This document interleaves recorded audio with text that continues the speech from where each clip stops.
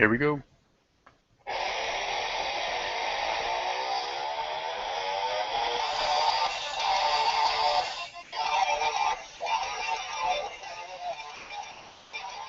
Welcome everybody. This is Wrestling Ramble. Hopefully you can hear me. Sorry for moving this around. But like I said, welcome to the show. I'm going to review Raw, Smackdown, CWC. Not really NXT. I did see it. I did watch it. I do my due diligence in watching NXT and CWC. Um, it's alright. I mean, CWC it's interesting. I know a lot of people think it's the best thing all week, and maybe it is, maybe it's not, I don't know. But in my personal opinion, it's good. But I think SmackDown was pretty good. Raw was alright. Yeah. NXT was not perfect by any means.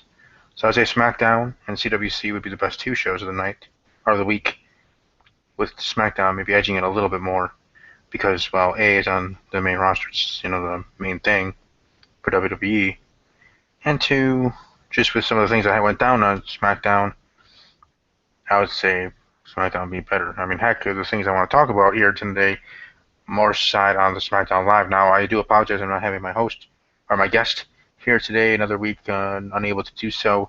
I did, this time it was totally on me. I forgot he was on vacation um, with family and others, and he wasn't able to do it, so that's fine. Hopefully next week we'll be able to have him on, and it might even work even better for us, for me, for him, in general. Next week will be my SummerSlam predictions video episode, podcast thing.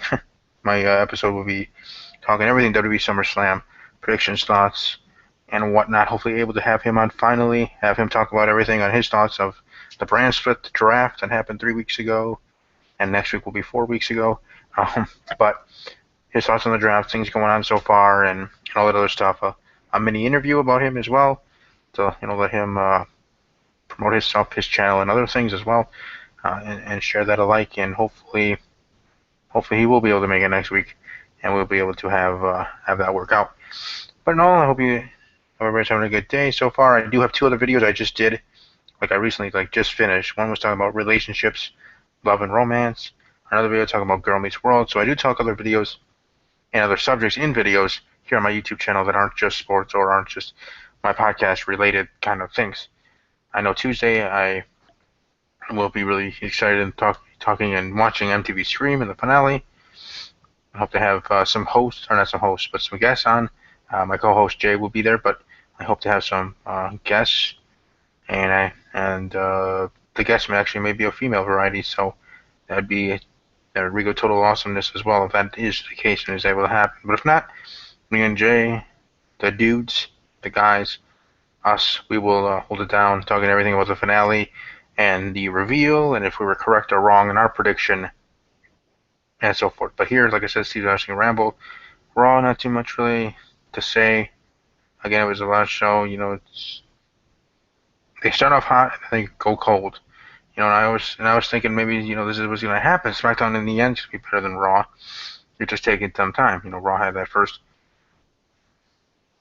big lead out of the gate, so to speak, out of the gate from the draft, having that kind of show right after the draft and crushing SmackDown for the first week on best shows, and then the next 2 weeks SmackDown's been kicking its butt and winning, at least in my opinion, in the battle. Now it's a war, not a battle. It's hopefully SmackDown can continue doing well, and Backlash can go well for SmackDown Live, and I really look forward to seeing how that's going to turn out. That's going to be awesome. But most things I want to talk about is from SmackDown, SmackDown Live on Tuesday, specifically Eva Marie and her situation. I guess they're going to have where she's not going to be able to wrestle, and hopefully this doesn't last too long. I see her wrestling finally at the pay-per-view WWE SummerSlam in some way, form, fashion, or maybe not. They could hold it off all the way till we get to this tournament or a female battle royal for the new women's title at Backlash for that prestige. And maybe if that's the case, and they build her up all the way to then, and that being her first match at that match, especially if it's a battle royal, especially if it's a battle royal, even less if it's a tournament. But I'm the kind of guy that likes that sort of stuff. I love tournaments. I love battle royals. I love that stuff. I know a lot of people say it's a cluster mess and it's never, lives up to potential, but I enjoy them. I enjoy Money in the Bank ladder matches, um, elimination chamber matches. Everything that has a big group of superstars. I mean, the Royal Rumble. Obviously, everybody loves the Royal Rumble, whether you like it for special entrance uh, or however and whatever. Your prerogative. You're on your fandom. I respect that. But like I said, to me, I love these kind of things. And to be quite honest, for battle royals, you know, throw 20, 30, 40, throw as many people as you can. That works for the storyline. It works for the situation, obviously. If you're going to have a battle royal for the women's title, you're only going to use, obviously, all the women that you have for SmackDown Live. You're not going to bring any others from the Raw brand because this is the Blue brand's title. So to the extent of the storyline. But I mean, I don't mind throwing as many people as you want in a battle Royal Rumble. Make the Royal Rumble. If they wanted to, make the Royal Rumble a hundred man Royal or 100-person Royal Rumble. Let the women be part of it. Want to talk about equality? Have the whole women's roster be part of the Royal Rumble, and maybe a few surprises from Blast of the Past, like maybe a Trish Stratus, maybe even an Awesome Kong. Think about that: Awesome Kong and Nia Jax in the middle of the ring during a Royal Rumble. I mean, I wouldn't mind seeing that. Come on now. Um, so I don't mind it that way. I know it'll never happen, let alone the women having their own Royal Rumble. That might not ever happen, but that one's more likely than the other idea of mine. But either way, I would like them to have a Royal Rumble of their own because hey, they're equal. Equality 2016. It's how that goes, and maybe they can have a Royal Rumble of their own to determine. But I think that worked more when there was one champion, the women's champion for all the brands for the whole show, for all WWE. Now that there's going to be two separate for each brand exclusives, maybe not. But hey, it still could work. The title and the WWE World Heavyweight Championship. So hey, they still could do it, and that way the winner would have to pick, or not pick, but the winner, depending on which brand they represent, go after that champion to try to win. So I guess it still could work. I mean, they do it for the men. Why can't they do it for the ladies, for the women? And speaking of the women, they've been stealing shows and pay-per-views, stealing shows, SmackDown and Raw. Excuse me. And like I said, Eva Marie. I mean, oh my gosh, she's amazing for what she's been doing. To be quite honest, in my opinion. I mean, I know I was reading rumors months ago that maybe she could be the next, she could be the first women's champion for SmackDown Live, and now the way that they're booking her just makes you think just maybe that could be the case. Now I still think Becky Lynch, don't get it wrong, don't get it twisted. I do think Becky Lynch is going to be the number one woman on the SmackDown Live roster. She's going to be carrying that division. She's going to be the flag bearer, so to speak, for the women's division on SmackDown Live. But that doesn't mean that they can't give Eva the belt and have her be like Chris Jericho, who always brings up that he was the first dual champion and beat The Rock and Austin one night, same night. So, Eva could have that, especially with her heel character. That would play into it even more. So more heat that she's already getting by just being her, I guess.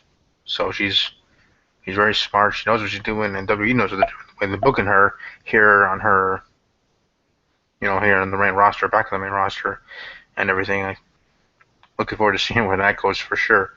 And then whether I'm in the minority of that, I don't care. Just how I feel. And NXT, CWC, like I said, good shows. All right. CWC was better. But for me, usually not much to talk about that. If you like those stuff, if you like NXT or CWC, awesome. I do watch them, but like I said, I'm main roster through and through for WWE, and I enjoy Raw and SmackDown and stuff like that. So when those wrestlers from CWC, when they actually start the Cruiserweight division on Monday Night Raw, then I'll start caring more because A, I'll be watching it, even more so and more in-depthly than I do for CWC, and see how they do when that happens. Now, I have enjoyed CWC because seeing these superstars in the WWE ring in general, but now we have to wait until they get to the big show, to the flagship show. I mean, heck, cruiserweights are exclusive to Monday Night Raw, so you better show what you're made of when you get to Raw. So I know, like Grand Metalik, Kota Ibushi, those two I believe are already signed. Those two, well, more specifically Grand Metalik.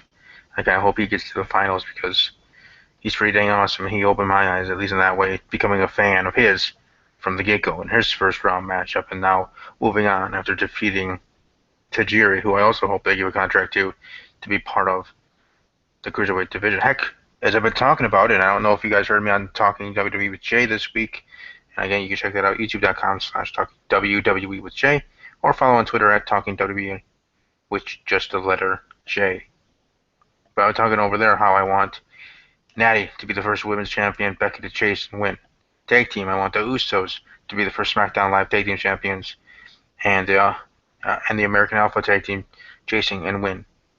Cruiserweight title. Now, if it's going to be crowned at the end of this Cruiserweight Classic, then it won't be Tajiri, of course, because he just lost. But if it's going to be found out in a different way, which as I'm thinking about it, it doesn't really make sense. Why would you do a tournament after you just technically did a big tournament of Cruiserweights? So maybe I was just talking on my butt there, but either way, I was going to say have Tajiri as the first champion, Cruiserweight champion, and then have maybe Grand Metalik chase and have him being the flag bearer of the Cruiserweight division. I mean, they're all good, but I'm just saying Grand Metalik is above the rest to me. Well, him and Zack Sabre Jr., but for me personally, Grand Metalik, numero uno, Zack Sabre Jr., numero dos, on my ranking of Cruiserweights from the Cruiserweight Classic, and probably will be part of the Cruiserweight division on Monday Night Raw, and if both of them or neither of them, or, if neither of them or even either one of them are not part of it, then that'd be really, really dumb of WWE, because those two are your cornerstones, in my opinion, besides Brian Kendrick and Tajiri, because of fans like me of the past that was starting to watch this Cruiserweight Classic in the beginning because to see those two and see how far they would go and everything. But I've become fans of Cedric Alexander and Grand Metalik specifically, Zack Sabre Jr., a little bit as well. But like I said, Zack Sabre Jr., Grand Metalik being my two favorites so far from watching the whole tournament, and the first round ending. Now we're going to the second round, slowly but surely going into the second round. But those to be my favorites personally. If they're yours, awesome. If not, then I respect your decision of whoever you think is your favorite coming out of CWC. But Oh, also I want to talk about Stone Cold Steve Austin's podcast. He had Dean Ambrose, Lunatic Fringe. I do have his theme song playing. You guys already know why I'm doing that. If not, you can ask me in the comment section below.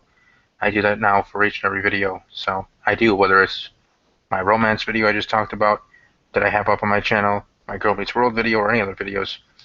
I now have him as his theme song. And I know I've explained it enough times ad nauseum that I'm sure most of you already know why that's the case. If not, like I said, leave a comment section down below and I will answer as soon as I can. Or tweet me at WW_podcast, where I live tweet for each and every pay-per-view, which will be more and more when we get into September, 2 per month. Looking forward to that, right?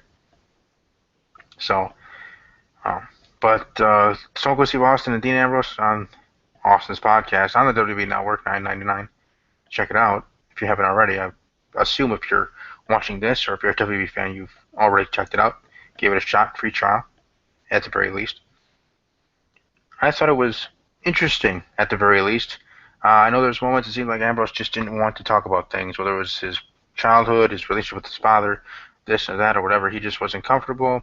Part of it could be his educational thing, because he dropped out of high school. I mean, he's not a dummy. He's not a dum-dum. He's smart. He's like a street smart. He's like, I don't know if you've seen those commercials, the graduate of life kind of thing, where just because you don't have a college degree doesn't mean you can't do something. Like for me, I want to do broadcasting. I don't have a degree right now in in broadcasting. I have a degree in something else, and whatever. But I'm trying to learn, whether it's from established people here on YouTube or in general in the profession of broadcasting, sports talk, and stuff like that. You learn on your own, and you grow, and you go from there, and you be true to yourself and all that other stuff.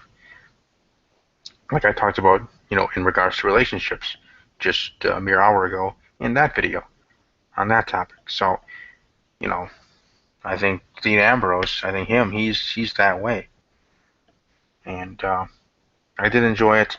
I think the best part, so the best parts, first one was Dean Ambrose cutting a promo in Austin just to show how he is better with non-script or script. Like for me, I'm better without a scripture for my podcasts or videos, going off my dome of what I'm going to say. Maybe that's good or bad, because sometimes I do have those quiet periods here in videos sometimes because I'm trying to think of the next thing I'm saying or where I'm going with this, or if I take it off the rails, I got to get back on track sort of thing, and sometimes gives me a couple of seconds to think. But I think I do have better content because of that than having something in full script for my show, because then either A, I can't memorize it, or B, I might even get lost even more because I feel like, oh, I have to follow this way.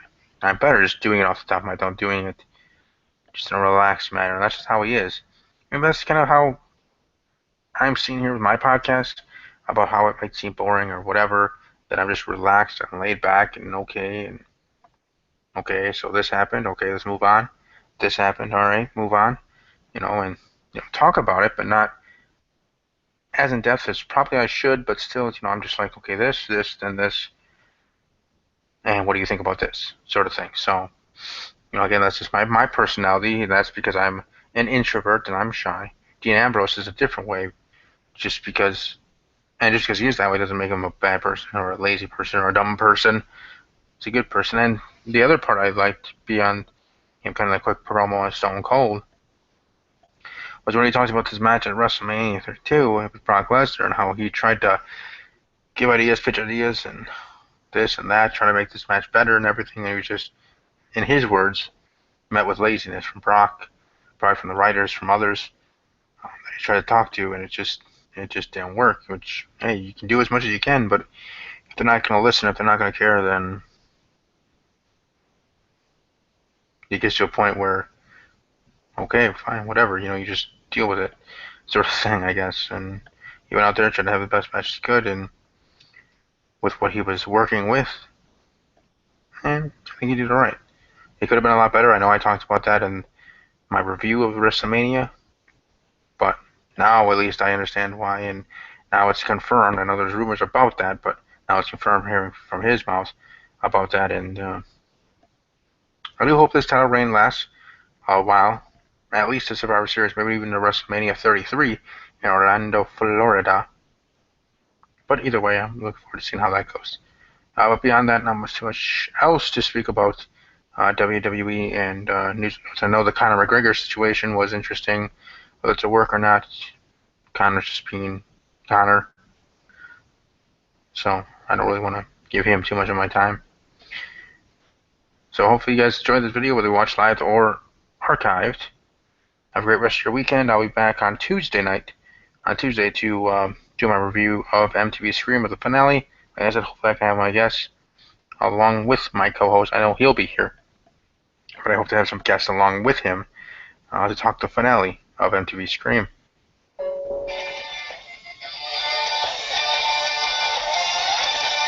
I hope you guys, again, have a great rest of your weekend. Take care, stay safe.